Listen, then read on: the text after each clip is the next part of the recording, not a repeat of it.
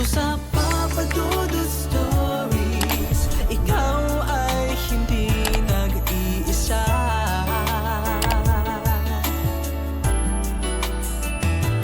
Dito sa Papa Dudu Stories, may nagmamahal sa'yo.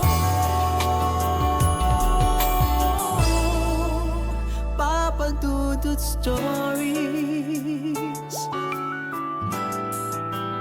Papa Dudu Stories.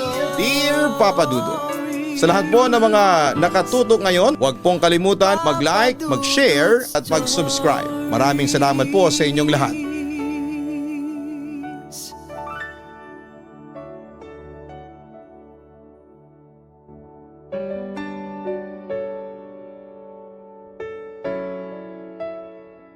Magandang gabi po sa inyo, magandang araw, magandang hapon, anumang oras niyo po pinakikinggan ang kwento ko. At sa inyong mga tagapakinig, ako nga pala si Harry, 20 years old at kasalukuyang butler sa isang hotel and casino.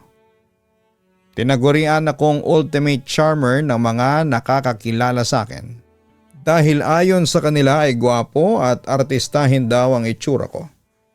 Katunayan pa nga ay madalas ay may lumalapit sa akin ng mga managers ng talent agencies. Pero tineturn down ko ang kanilang offer kasi wala pa akong confidence na pumasok sa mundo ng showbiz. Siya nga pala ang ibabahagi kong kwento ay ang tungkol sa aking first love. Siguro nga ay tama ang kasabihang first love never dies, Papa Dudut. Grade 9 ako noong makilala ko ang aking first love.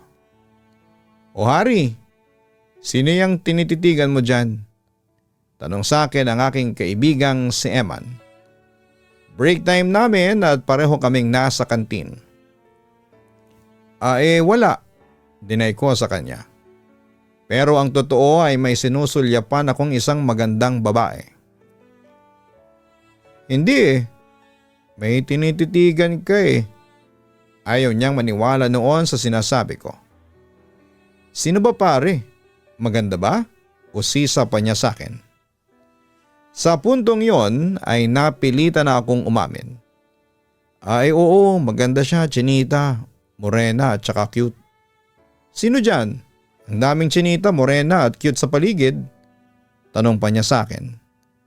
Nagpa siya na tuloy akong ituro sa kanya ang tinititigan ko. Ayun oh. Yung babaeng nakatayong malapit dun sa tindahan ng samalamig. Alam mo ba pare, matagal na ako may gusto sa kanya kaso ewan ko ba. Pero sinusumpong ako palagi ng hiya kaya hindi ako makapagpakilala sa kanya.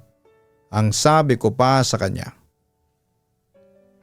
Oo nga, maganda nga siya, teka. Kilala ko yan ah. Jessica ang pangalan niyan. Naibulalas niya sa akin. Talaga? Kanino mo naman nalaman? Tanong ko sa kanya. Kilala ko na yan si Jessica. Pinakilala yan sa akin ni Abby. Inform niya sa akin. Jessica, ang cute ng pangalan niya. Teka, balak mo ba siyang ligawan? Curious na tanong sa akin ni Eman. Siguro pare malakas talaga ang tama ko sa kanya. Pagtatapat ko sa aking kaibigan. Naku, good luck na lang sa'yo. Sana naman sagutin kanya kapag nanligaw ka sa kanya. Pagsuporta niya sa akin. Huwag kang mag-alala Eman. Lahat ng babaeng niligawan ko noon sinagot ako. Sigurado akong mapapasagot ko rin siya. Pagmamalaki ko naman. Yan ang gusto ko sa iyo pare, malakas ang confidence mo. Sige, ikaw na ang gwapo. Natatawang pag-cheer sa akin ni Eman. Samantala ay hindi namin namalayan ng kaibigan ko na palapit pala sa amin si Jessica. Kuya Eman, pautang lang ng piso. Idadagdag ko lang sa pambili ko ng palamig. Kulang kasi. Pakiusap niya sa amin. Sa puntong yon ay ako na ang nagbigay ng pera kay Jessica. Eto, 5 piso. Huwag mo nang bayaran. Naku, salamat kuya. Pasensya na rin ha. Nahihiyang wika sa akin ni Jessica. Wala yun, sagot ko naman sa kanya. Pagkatapos noon ay napansin ni Emma na abutenga ang ngiti ko ng mga sandaling yon. Biro pa nga niya sa akin ay tigilang ko na raw ang pagpapantasya kay Jessica dahil bata pa raw ito. Pero papadudot aaminin kong lalo akong napahanga ni Jessica ng araw na yon. Bukod kasi sa maganda siya ay napaka-cute din ang kanyang boses. Simula nung araw na yon ay palagi nang laman ng isipan ko si Jessica. Hanggang sa pagtulog ko ay siya pa rin ang napapanaginipan ko. Grabe papadudot. Talagang tinamaan talaga ni Cupido ang puso ko. Kaya naman sa tuwing nagkakasalubong kami ni Jessica sa daan ay bumibilis ang tibok ng puso ko. Samantala dahil sa labis na paghangang nararamdaman ko para kay Jessica, ay gumawa talaga ako ng paraan para magkalapit kaming dalawa. Isang araw tiyempo namang napadaan ako sa isang kalye kung saan ay narinig kong maraming asong nagtatahulan. Pero laking gulat ko nang makita ko si Jessica na humihingi ng tulong habang sinusubukan siyang kagatin ng mga aso. Dahil doon ay agad akong sumaklolo sa kanya. Pinagbabato ko yung mga asong gustong lumapit kay Jessica hanggang sa magtakbuhan ang mga ito papalayo.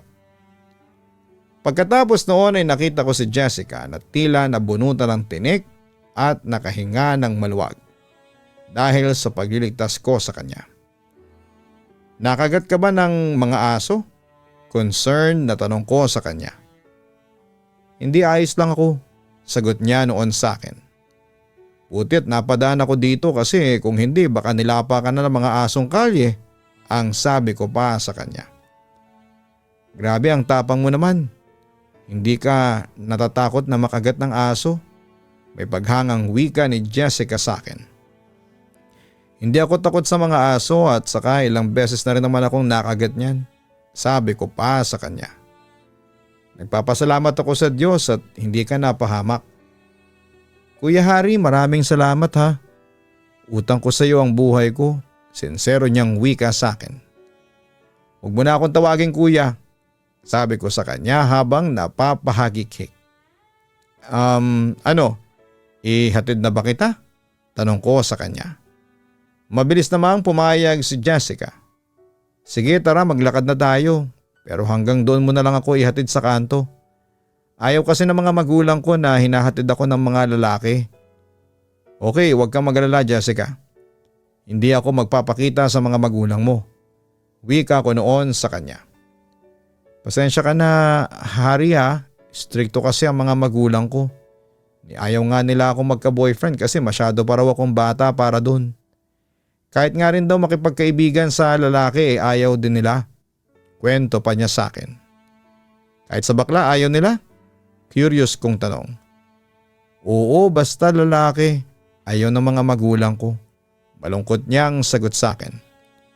Mahigpit pala ang mga magulang mo. Pero kung sa bagay naiintindihan kita.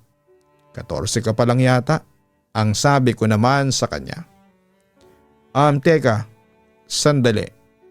Baka naman magalit sa akin ang girlfriend mo ha. Baka pagselosan niya ako kasi alam mo na, hinatid mo ko.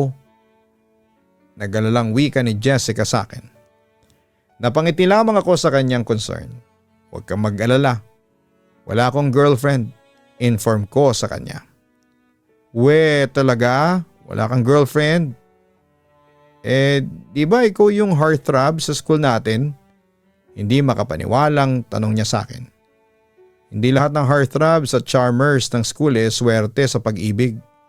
Yun lamang ang sagot ko noon sa kanya. Ibig mong sabihin malas ka sa pag-ibig? Bakit, nabigo ka na ba? Curious niyang tanong sa akin.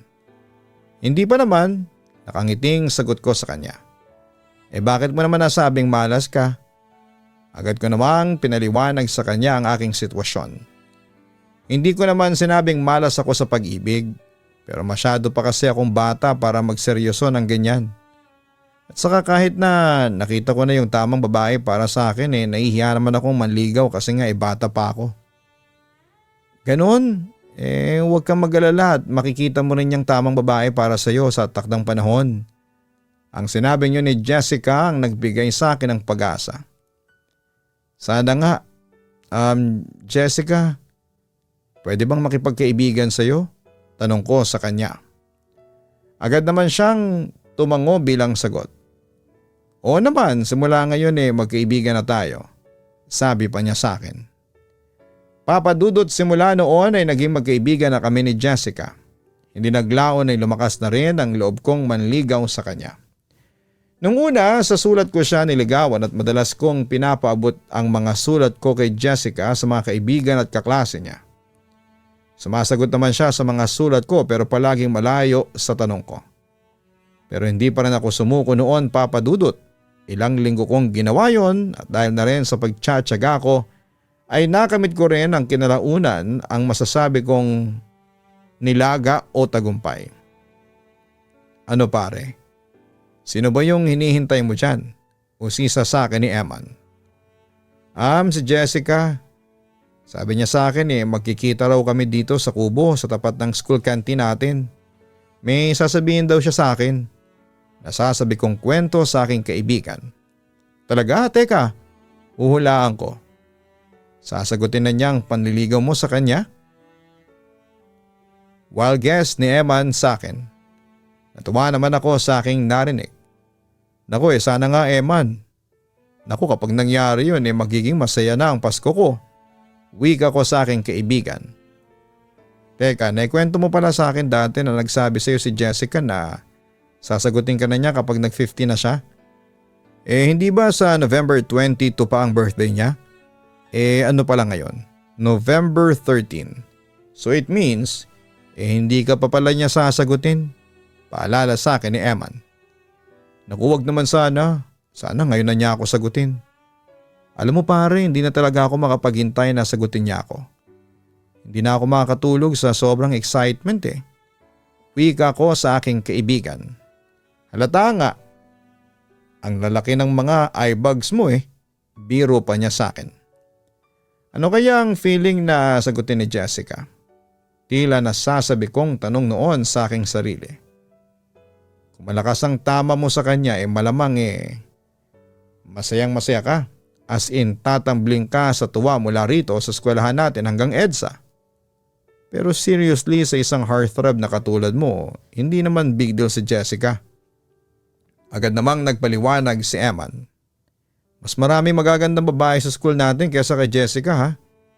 Alam mo pare kung tutuusin mas bagay kayo ni Rina kasi match na match kayo. Heartthrob ka, bombshell siya. Ewan ko ba kung bakit sa dinami-rami ng babae rito kay Jessica ka pa nagkagusto. Bakit? Maganda naman si Jessica. Pagtatanggol ko sa aking babaeng pinakamamahal. Oo maganda naman si Jessica pero hindi siya makapantay sa kagwapuhan mo. Giit niya sa akin. Ay nako basta para sa akin si Jessica ang pinakamaganda. Sabi ko na lang sa kanya. Mamayang kaunti ay umalis na si Eman dahil may gaming session pa siya noon sa computer shop. Matyaga ako naghintay kay Jessica hanggang sa natanaw ko na siyang malapit sa akin. Siya nga pala Jessica, ano pala yung sasabihin mo sa akin ngayon? Curious na tanong ko sa kanya. Kaya ako nakipagkita sa iyo may sasabihin nga ako sa iyo. Nakapag-decide na kasi ako ang sabi niya sa akin. Nakaramdam naman ako ng kasabikan sa kanyang sinabi. Teka, tungkol na ba yan sa panliligaw ko sa iyo? Ano may sagot ka na ba? Tanong ko sa kanya. Oo. Sinasagot na kita. Pumapayag na ako maging girlfriend mo. Sagot niya sa akin. Speechless naman ako ng mga sandaling yon, Papa Dudut. Hindi ako makapaniwala na girlfriend ko na si Jessica. Bakit akala mo ba sa November 22 pa kita sasagutin? Tanong niya sa akin. Oo pero hindi ko akalain na sasagutin mo na agad ako. Kung tutuusin kasi makakapaghintay naman ako pero masaya na rin ako kasi napaaga yung pagsagot mo sa akin. Masaya kong sabi sa kanya. Pero Harry, alam mo naman siguro ang sitwasyon ko ha. May pag-aalalang wika pa ni Jessica. Alam ko, kaya nga gagawin nating patago ang relasyon natin kasi ayaw ko namang pagalitan ka ng mga magulang mo. Basta sisikapin kong maging maayos at walang problema ang lahat. Paniniguro ko naman sa kanya. Itago na rin natin pati sa iba nating mga kakilala dito sa school. Alam mo na, baka kasi malaman ng pinsan ko si Jack na may boyfriend na ako. Delikadong malaman niya ang totoo kasi sumbongero yun. Sigurado kung isusumbong niya ako sa mga magulang ko. Agad ko namang naintindihan si Jessica. Sige, gagawin ko yan. Bale, ang nakakaalam lang na nililigawan kita si Eman lang. Pero huwag ka magalala, hindi madaldal yun. Ang alam lang naman niya nanliligaw ka sa akin. Di wag mo nang sabihin sa kanya na sinasagot na kita. Mungkahi pa niya sa akin. Naku, hindi uubra yun. Papag-obserba si Eman at saka hindi ako makakapagtago sa kanya. Pero kahit na malaman pa niya, tiwala naman ako sa kanya na hindi niya yun ipagkakalat. Assurance ko naman sa kanya. Huminga naman ng malalim si Jessica bago muling nagsalita. Sige, sabi mo yan Papadudot, naging patago ang setup namin. Mahirap pero ayos lang sa amin kasi nakukuha pa rin naming maging masaya. Samantala umayon naman ang tadhana sa amin dalawa ni Jessica dahil madalas kaming magkaroon ng oras para sa isa't isa. At lalong humahaba yon kapag absent yung pinsan niyang ubod ng sumbongero. Nakakatawa man pero may pagkakataon talagang pinagdarasal namin na palagi na lang sanang absent ang pinsan niya. Pero papadudot. Hindi naman perpekto ang relasyon namin dahil minsan ay nagkakatampuhan din kami at kung minsan ay umaabot pa sa walang pansinan ng isang linggo. Pero dahil ako ang lalaki, ay ako na ang unang nakikipagbati sa kanya. May pagkakataon namang siya ang unang nakikipagbati sa akin. Ganon ang takbo ng relasyon namin. Maraming ups and downs, siguro dala na rin ang sobrang kabataan para pumasok sa ganong relasyon. Pero umaasa pa rin kami na kami na ang nakatakda para sa isa't isa. Papadudot, si Jessica ang nagpa-realize sa akin noon na masarap palang magmahal. Hindi ko maitatanggi na hindi naman siya nagkulang sa akin bilang girlfriend niya habang ako naman ay sinisikap ko na hindi magkulang sa kanya bilang boyfriend. Samantala dahil sa kakisigan ko ay maraming babae pa rin na nagbibigay ng motibo sa akin. Pero lahat ng yon ay binabaliwala ko dahil para sa akin ay si Jessica lang ang mahal ko. Pero papadudot, meron akong isang hakbang na ginawa na hindi ko pinag-isipan na siyang nakasira sa relasyon namin ni Jessica. Nagkaroon ng panunukso ng mga kaklase ko sa akin at sa kaklase kong si Rina. At dahil nga sa patago ang relasyon namin ni Jessica, ang alam nila ay single pa rin ako. At yun nga, napasubo ako noon sa kantsaw ng aking mga kaklase at naging girlfriend ko si Rina. Pero sinabi ko sa kanya noon na magiging girlfriend lang kami kapag nasa klase kasi committed na ako sa ibang babae. Nagpakita naman ng disappointment si Rina at nalaman niyang si Jessica nga ang girlfriend ko. At dahil nga sa malaki rin ang pagkagusto sa akin ni Rina ay hindi siya pumayag na for show lang ang pagiging mag-boyfriend-girlfriend namin. Nagbanda rin siya na sasabihin niya kay Jack ang katotohanan para makarating sa mga magulang ni Jessica na may relasyon kami ng anak nila.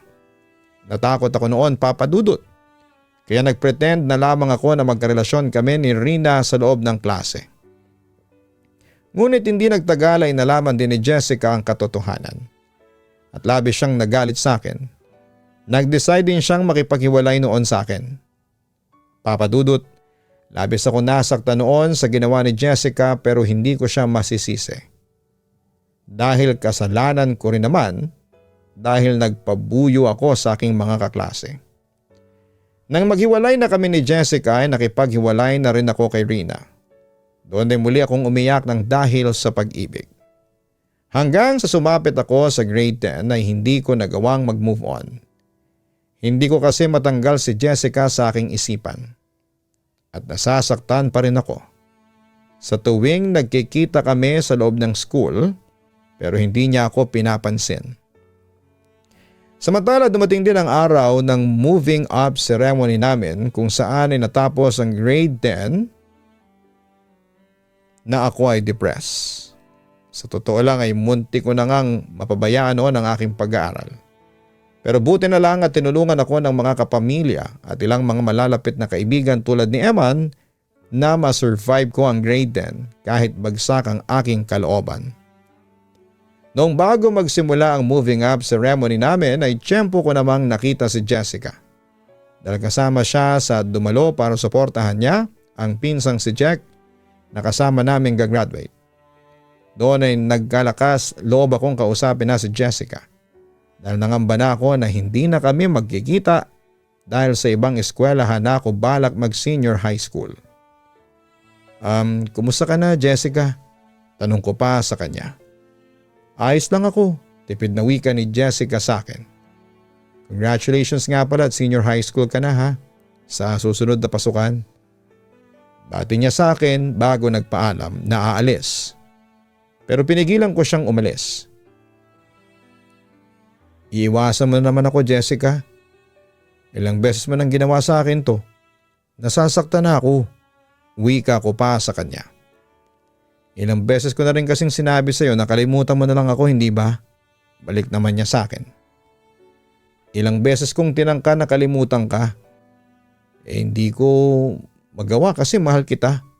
Giit ko noon sa kanya. Pero hindi na kita mahal. Wala na akong nararamdaman pang espesyal sa iyo. Mahirap bang intindihin yon ha, Harry? Yon ang katotohanang sumampal sa mukha ko. Jessica, 1 taon akong nalungkot at nangulila sa paglayo mo sa akin. Huwag mo naman sanang pahabain pa yon, Jessica. Nagsisisi na ako sa mga kasalanan ko. Hindi ko man lang kasi pinag-isipan yung mga ginawa ko pero sana, Jessica, bigyan mo pa sana ako ng second chance. Pakiusap ko pa sa kanya. Sinira mo na ang tiwala ko. Hindi mo na maibabalik pa yun. Wala ka nang maaasahan pa sa akin. Seryoso niyang sabi sa akin. Jessica, hindi mo alam kung gaano ko nasasaktan sa ginagawa mo sa akin ngayon. Pinipigil kong umiyak sa harapan niya ng mga sandaling yon. Hindi mo rin alam kung gaano karaming luhang iniyak ko nang malaman kong niloko mo lang ako. Hindi mo alam kung gaano kasakit sa akin na malaman na may iba ka pang mahal bukod sa akin. Harry, para akong mababaliw noon nung araw na yon. Ilang linggo at buwan ko rin napabayaan ang sarili ko nang dahil lang sa iyo. Alam mo, pinagsisisihan ko na talaga yung araw na sinagot pa kita. Nadala lang kasi ako ng emosyon noon, kaya kita sinagot. Bata pa kasi tayo, kaya nga heto ayaw ko nang magkamali pa. Patawarin mo ako, Harry, pero na-realize ko na mali yung ginawa kong pakikipagrelasyon sa iyo. Matigas na wikang binitawan ni Jessica sa akin. Sa puntong yon, pagkarinig ko sa kanyang sinabi ay tuluyan nang bumigay ang emosyon ko. At napaiyak na ako sa harapan niya. Harry, please. Nakikiusap na ako sa iyo, tigilan mo na ako. Huwag mo na akong guguluhin pa. Masaya na ako sa buhay ko ngayon kaya maging masaya ka na rin sa buhay mo. Sige na, bye. Yon ang huling sinabi sa akin ni Jessica ng araw na yon. Papadudot, isa yon sa mga pangyayari sa buhay ko na hindi ko makakalimutan. Bagamat si Jessica ang nagpa-realize sa akin na masarap na magmahal. Siya rin ang nagparanas sa akin kung gaano masaktan dahil sa pag-ibig. Oo, papadudot, iniyakan ko ang hiwalayan namin ni Jessica. Ang tinaguriang boy next door at ultimate charmer ng campus ay pinaiyak ng isang babae. Samantala lumipas ang ilang buwan at taon ay hindi rin ako nakamove on. Kahit na anong klaseng pagkalimot na gawin ko ay hindi ko magawang kalimutan si Jessica. Kaya 2 taon nang lumipas ay hindi na ako pumasok pa sa isang relasyon. Dahil para sa akin ay si Jessica lang ang first and last love ko. Sa kabilang banda nang sumapit ang araw ng graduation ni Jessica sa junior high school. Lumapit ako sa iyo kasi mangungumusta lang ako. At saka para humingi ulit ng sorry sa iyo. Wika ko sa kanya pagkatapos ko siyang batiin ng congratulations dahil tapos na siya ng grade 10. Harry, matagal na kitang pinatawad. Alam mo yan. Nakangiting wika ni Jessica sa akin. Salamat kung ganun. Masaya kong sabi sa kanya. Teka, yun lang bang dahilan mo? O baka naman pipilitin mo na naman ako makipagbalikan sa'yo? Tanong niya sa akin. Bakit, gusto mo bang pilitin ulit kita? Balik ko sa kanya. Huminga lamang siya ng malalim bilang tugon. Alam kong wala nang pag-asa sa ating dalawa. Alam kong hindi mo na ako kaya pang mahalin. Tanggap ko na yun. Maya-maya isabi ko sa kanya. Seryoso naman siyang napatingin sa akin. Naka-move on ka na? Tanong pa niya sa akin. Siguro nga naka-move on na rin ako. Medyo nag-aalinlangan kong sagot sa kanya. Bakit nag-aalinlangan ka pa? Usisa niya sa akin. Ewan ko kung naka-move on na ako sa lagay kong to. Although tanggap ko na. Kasi wala nang pag-asa tayong dalawa, mahal pa rin kita. Pagtatapat ko sa kanya. Harry, sorry talaga ha. Wika ni Jessica sa akin na alam ko na ang ibig sabihin. Wala na talaga kaming pag-asang magkabalikan pa. Huwag kang mag-alala. Hindi na ako magpupumilit pa sa'yo. Nirerespeto ko na ang desisyon mo, Jessica. Kahit na gano'n ang ending ng love story natin, sana maging mabuti pa rin tayo sa isa't isa ha. Alam mo na, friends, suggestion ko sa kanya. Yun lang ba? Sige Harry, tinatanggap ko. Friends na ulit tayo. Kung gusto mo pa best friends. Ano? Napangiti ulit ako sa kanya sa aking narinig. Bakit hindi? Sige, mag-best friends na tayo simula ngayon ha. Masayang sagot pa ni Jessica. Pagkatapos noon ay hinayaan ko na lamang si Jessica na magpaalam sa akin dahil magsisimula na ang kanyang moving up ceremony. Papadudot simula noon ay naging magkaibigan ulit kami. Nagkaroon ulit kami ng communication sa isa't isa. Pero hindi na muling nabuksan pa ang posibilidad na magkabalikan kami dahil nagkaroon siya ng ibang boyfriend at nabuntis siya nito. Sa ngayon, papadudot ay may communication pa rin kami ni Jessica. Masaya na siya sa buhay niya at ganoon din ako. Samantala hindi man naging happy ending ang relasyon namin, ay umaasa pa rin ako ngayon na magkakaroon pa rin ng chance sa aming dalawa sa hinaharap. Mahal na mahal ko pa rin siya hanggang ngayon. Papadudot na hanggang dito na lamang ang sulat ko sa inyo at sana po'y mabasa nyo ito at kung papala rin ay mapili po ninyong i-upload sa inyong channel sa YouTube at Spotify.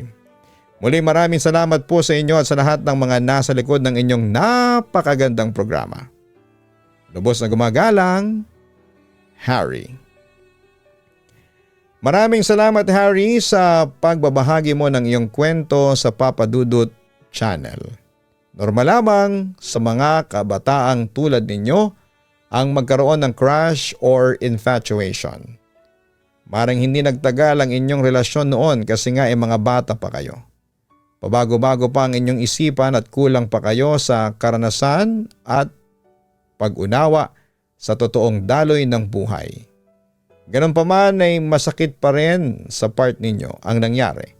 Dahil na rin sa kaunting pagkakamali kaya nasira ang lahat ng pagtitiwala ninyo para sa isa't isa.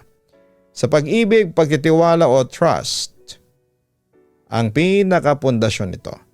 Masira ito siguradong susunod na masisira ang pag-iibigan ninyong dalawa.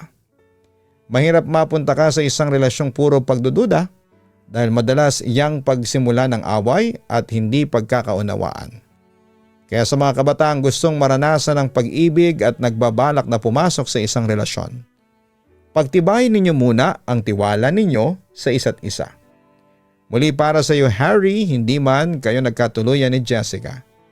Pero darating ang panahon na makikilala mo rin ang iyong tunay na pag-ibig.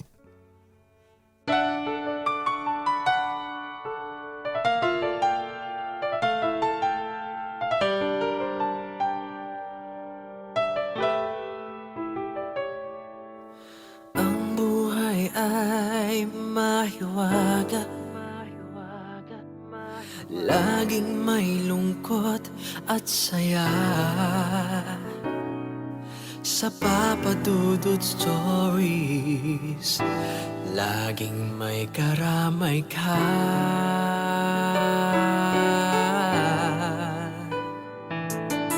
Mga problemang bigat. Dito ay pakikinggan ka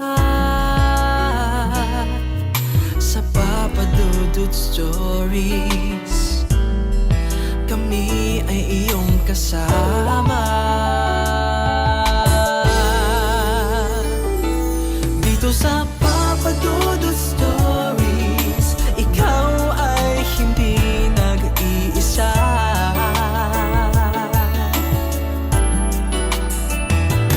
Dito sa Papa Dudut Stories, may nagmamahal sa'yo. Papa Dudut Stories, Papa Dudut Stories,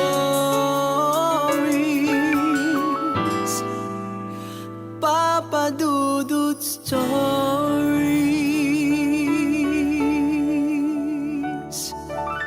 Matakot, kabahan sa mga kwentong nakakagimbal sa Kaistorya YouTube channel with daily post at 7 p.m.